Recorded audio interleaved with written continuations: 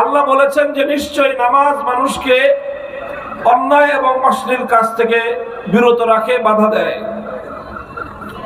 রাষ্ট্র এবং সরকার যদি সমাজে, রাষ্ট্রে মুসলমানদের মধ্যে নামাজ বাস্তবায়ন করে, নামাজ কায়েম করে, তাহলে রাষ্ট্রের, সরকারের কোনো মন্ত্রী বেনামাজি থাকতে পারবে না।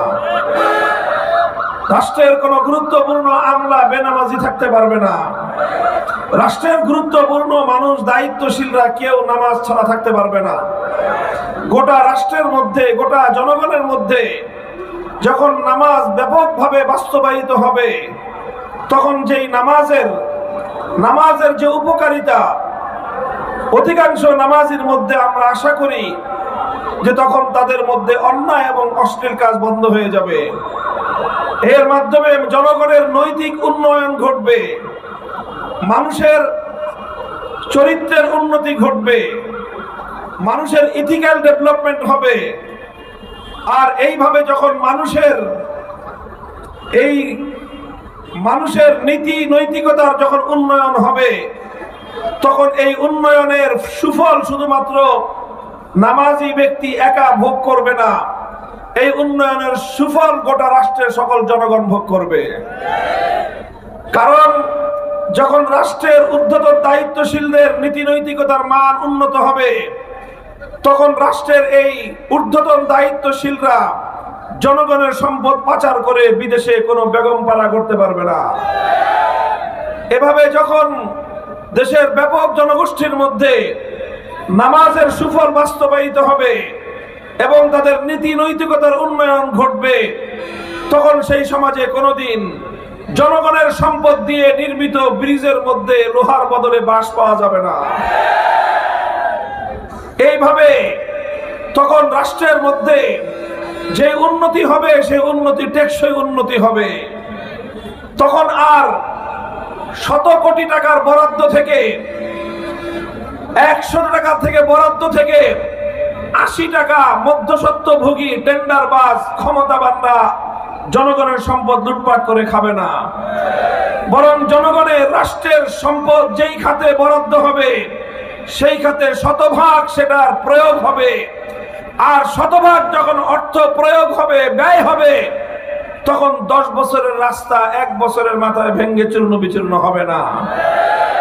এভাবে অল্প সম্পদ দিয়ে রাষ্ট্রের উন্নতি বহু গুণে, বহু বেশি মাত্রায়, অভূতপূর্বভাবে রাষ্ট্রের উন্নতি সাধন হবে। এই জন্য আল্লাহর কোরআন বলেছে, ক্ষমতা পেলে মুসলমান রাষ্ট্রের দায়িত্ব হবে, মৌলিক দায়িত্ব হবে জনগণের মধ্যে নামাজ কায়েম করা।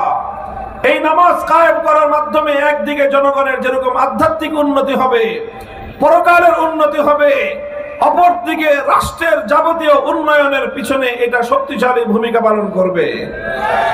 এই জন্য ইতিহাস থেকে আমরা পাই, খলিফাতুল মুসলিমিন ওমর ফারুক রাদিয়াল্লাহু তাআলা আনহু, যিনি পৃথিবীর ইতিহাসের অন্যতম একজন সফল রাষ্ট্রনায়ক ছিলেন, শুধু মুসলিম জাতির মধ্যে নয়, বরং জাতি, ধর্ম, বর্ণ নির্বিশেষে বিশ্ব ইতিহাসে যাকে একজন সফল রাষ্ট্রনায়কের স্বীকৃতি প্রদান করা হয়, সেই ওমর, খলিফা ওমর, তারা কিভাবে সফলতা অর্জন করেছিলেন, তাদের শাসনকাল কেন স্বর্ণযুগে পরিণত হয়েছিল, তার যে যদি প্রকৃত কারণ আমরা খুঁজে দেখি, খলিফা ওমর রাদিয়াল্লাহু আনহুর ইতিহাস খুঁজলে একটা বর্ণনা পাওয়া যায়। খলিফাতুল মুসলিমিন ওমর ফারুক রাদিয়াল্লাহু তাআলা আনহু, তিনি তার শাসনকালে গোটা রাষ্ট্রের সকল গভর্নরদের প্রতি, সকল প্রশাসকদের প্রতি তিনি একটা রাষ্ট্রীয় সার্কুলার জারি করেছিলেন। বুখারী শরীফ সহ হাদিসের কিতাবগুলোর মধ্যে তার ভাষ্য উল্লেখ হয়েছে।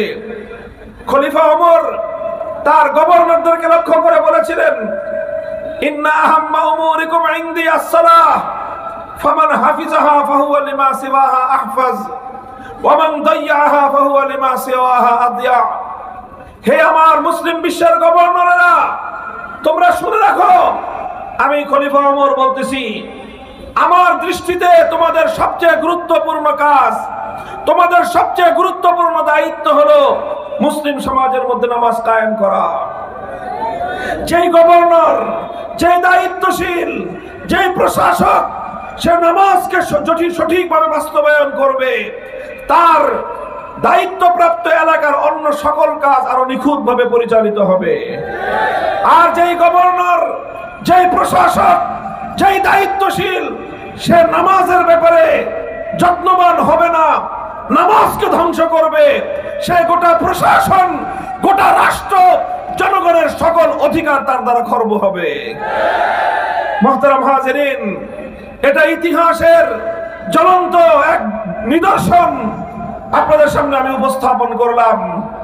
এই জন্য আমরা বিশ্বাস করি মুসলমানরা যদি তাদের রাষ্ট্র ব্যবস্থার মধ্যে, রাষ্ট্রীয় ব্যবস্থাপনায়, সরকারি উদ্যোগে সমাজের মধ্যে নামাজ কায়েম করার উদ্যোগ গ্রহণ করে, গোটা জাতির নৈতিকতার উন্নয়ন হবে, আধ্যাত্মিকতার উন্নয়ন হবে। সে জাতি আর কোনোদিন দুর্নীতিগ্রস্ত হতে পারে না। দুর্নীতি শুধু মন্ত্রীরা করে না, দুর্নীতি শুধু আমলারা করে না। বর্তমান প্রচলিত রাজনৈতিক ব্যবস্থায়, বর্তমান প্রচলিত সমাজ ব্যবস্থায়, বর্তমান প্রচলিত শাসন ব্যবস্থায় টপ টু বটম, মাথা থেকে পা পর্যন্ত সর্বস্তরে দুর্নীতিতে ছেয়ে গেছে। ছোট্ট একটা কথা বুঝাই, লক্ষ্য করে দেখবেন বর্তমান যে প্রচলিত রাজনৈতিক বন্দোবস্তের মধ্য দিয়ে আমরা পরিচালিত হচ্ছি, এই রাজনীতিতে যারা নেতৃত্ব দেয়, যারা রাজনীতি করে সমাজে, লক্ষ্য করে দেখবেন প্রত্যেকটা রাজনৈতিক নেতা, চাই সে জেলা পর্যায়ের হোক, থানা পর্যায়ের হোক, উপজেলা পর্যায়ের হোক, এমনকি ইউনিয়ন এবং ওয়ার্ড পর্যায়ের হোক, প্রত্যেকজন নেতাকে কিছু ছেলেপেলে পালতে হয়। বলেন, এমন কোন নেতা আছে যে ছেলেপেলে পালে না? আমরা এই সমাজে বসবাস করি, আমরা এই সমাজের বর্তমান প্রজন্মের লোক, এবং সবকিছু আমরা দেখি। আমাদেরকে বুকিঝুঁকি বুঝে দেওয়া এত সহজ না।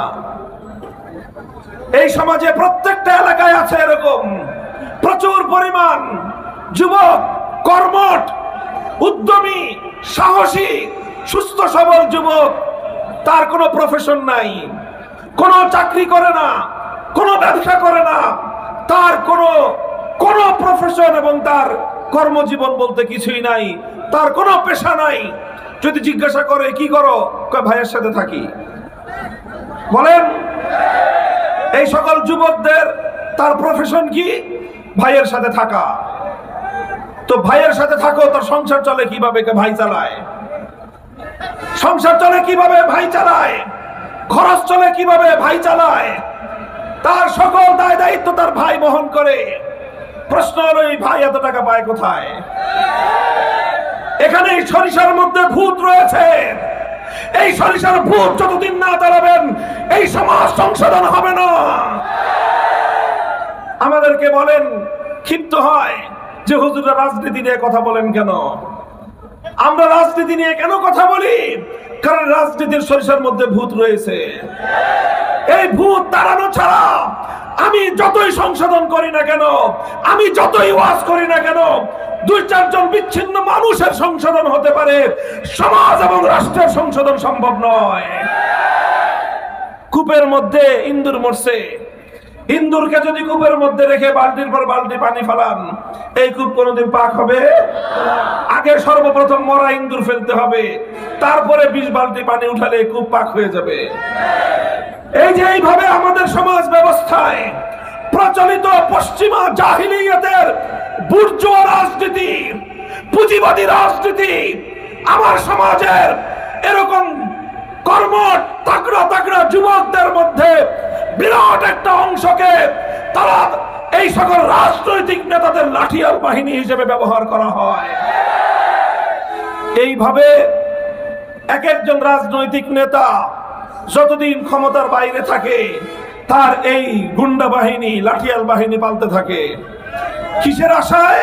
আশা একটাই, যদি কোনোদিন ক্ষমতায় যেতে পারি, 5 বছরে 17 বছরের যত ইনভেস্ট সুদে আসলে আসল উসুল করে নিব। কোত্থেকে সে উসুল করবে? উসুল করবে জনগণের সম্পদ থেকে, উসুল করবে রাষ্ট্রীয় সম্পদ থেকে, উসুল করবে রাষ্ট্রের টেন্ডার থেকে। জনগণের সম্পদ চুরি করে এক শ্রেণীর রাজনীতিবিদরা আঙ্গুল ফুটে কলা গাছ হয়। মুহতারাম হাজিরিন, এই জন্য ইসলাম সর্বপ্রথম বলেছে ওই নেতার চরিত্র ঠিক করো, নেতার লাঠিয়াল বাহিনীর চরিত্র ঠিক করো। এইভাবে যখন প্রত্যেকটা মানুষ নীতি নৈতিকতার মানদণ্ডে উত্তীর্ণ হবে, তখন অর্থনীতির অনেক বেশি প্রোডাকশন, অনেক উপার্জন না হলেও স্বল্প সম্পদ দিয়ে জাতীয় উন্নয়ন অভূতপূর্বভাবে অগ্রগতি সাধিত হওয়া সম্ভব। মুহতারাম হাজিরিন, এটা আমার আলোচনার মূল সাবজেক্ট নয়, আমি শুধু এতটুকু বোঝানোর চেষ্টা করলাম। আল্লাহ পাক রব্বুল আলামিন যে বলেছেন ঈমানদাররা ক্ষমতা পেলে প্রথম কাজ হবে নামাজ কায়েম করা। কেন আল্লাহ পাক নামাজকে সর্বপ্রথম দায়িত্ব হিসেবে উল্লেখ করলেন? কারণ যেই সমাজে নামাজ কায়েম হয় সেই সমাজে দুর্নীতিবাজ তৈরি হয় না। যেই সমাজে নামাজ কায়েম হয় সেই সমাজে ব্যাপকভাবে জনগণের সম্পদ লুণ্ঠন হয় না। যেই সমাজে নামাজ কায়েম হয় সেই সমাজের মানুষগুলো নৈতিকভাবে উন্নত হয়, আধ্যাত্মিকভাবে উন্নত হয়, জনগণের জন্য নিবেদিত হয়, জনগণের সম্পদ লুণ্ঠনকারী হয় না।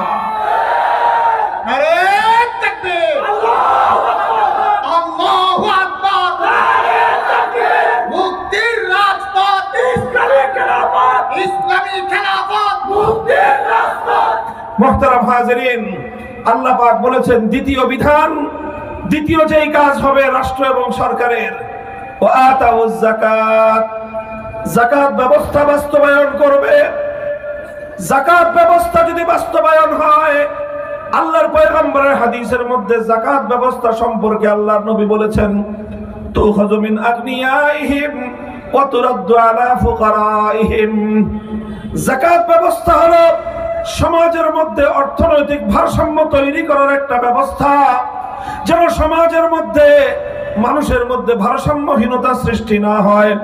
এক শ্রেণীর মানুষ সম্পদের পাহাড় গড়বে, আরেক শ্রেণীর মানুষ দারিদ্র্য সীমার নিচে বসবাস করবে। যাকাত ব্যবস্থা বাস্তবায়ন হলে কশ্চিনকালেও এই ভারসাম্যহীন অর্থ ব্যবস্থা প্রতিষ্ঠা হতে পারে না। আমরা আল্লাহর কোরআনকে সামনে রেখে ইসলামের যাকাত ব্যবস্থার উপর আস্থা রেখে দ্ব্যর্থহীন ভাষায় চ্যালেঞ্জ করে বলতে পারি, কোন রাষ্ট্র এবং সমাজের মধ্যে যদি রাষ্ট্রীয়ভাবে, সরকারিভাবে, যথাযথভাবে যদি যাকাত ব্যবস্থা বাস্তবায়ন করা হয়, সেই সমাজে দারিদ্র্য বলতে কোনো কিছু থাকতে পারে না। মুহতারাম হাজিরিন, এই যে নামাজ এবং যাকাত, এই সকল ব্যবস্থা যথাযথভাবে বাস্তবায়ন করা, এটা সরকার এবং রাষ্ট্রের অন্যতম গুরুত্বপূর্ণ দায়িত্ব। এবার আপনারা আমার কাছে একটা প্রশ্নের জবাব দিবেন বুঝে শুনে। আপনারা কি আমার কথা সবাই বুঝতেছেন? কারা কারা বুঝতেছেন হাত তুলেন দেখি। মাশাআল্লাহ, হাত নামান। এবার হাত বুঝে শুনে একটা প্রশ্নের জবাব দিবেন। লক্ষ্য করেন, স্লোগান বন্ধ করেন, লক্ষ্য করে বুঝেন। আমি একটা প্রশ্ন করছি, প্রশ্নের জবাব দিন আপনারা। নামাজ ইসলামের 5 স্তম্ভের অন্যতম একটা, ঠিক কিনা? যাকাত ইসলামের 5 স্তম্ভের আরেকটা, কথা ঠিক কিনা? নামাজ এবং যাকাত ইসলামের সবচেয়ে গুরুত্বপূর্ণ বিধানগুলোর মধ্যে অন্যতম, কথা ঠিক? তাহলে আল্লাহর কোরআন বলতেছে, কোরআনে কারীমের সূরাতুল হজ্জের 41 নম্বর আয়াত বলতেছে, মুসলমানরা যদি রাষ্ট্র ক্ষমতা পায়, মুসলমানরা যদি ক্ষমতাসীন হতে পারে, তাহলে তারা নামাজ কায়েম করবে, যাকাত বাস্তবায়ন করবে। কোরআনের এই আয়াতের দ্বারা বোঝা যায় কি ইসলাম কি বলে, রাষ্ট্র ক্ষমতার সাথে ইসলামের সম্পর্ক আছে না নাই? জোরে বলেন, আছে না নাই? নামাজ কায়েম করা এটা ধর্মের কাজ কিনা?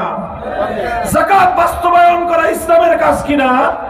জোরে বলেন, ইসলামের কাজ কিনা? নামাজ কায়েম করা, যাকাত বাস্তবায়ন করা, এটা ইসলামের সবচেয়ে গুরুত্বপূর্ণ কাজ। আল্লাহর কোরআন বলতেছে মুসলমানরা ক্ষমতা পেলে, মুসলমানরা রাষ্ট্রীয় ক্ষমতা পেলে, তারা ক্ষমতাসীন হলে নামাজ কায়েম করবে, যাকাত বাস্তবায়ন করবে।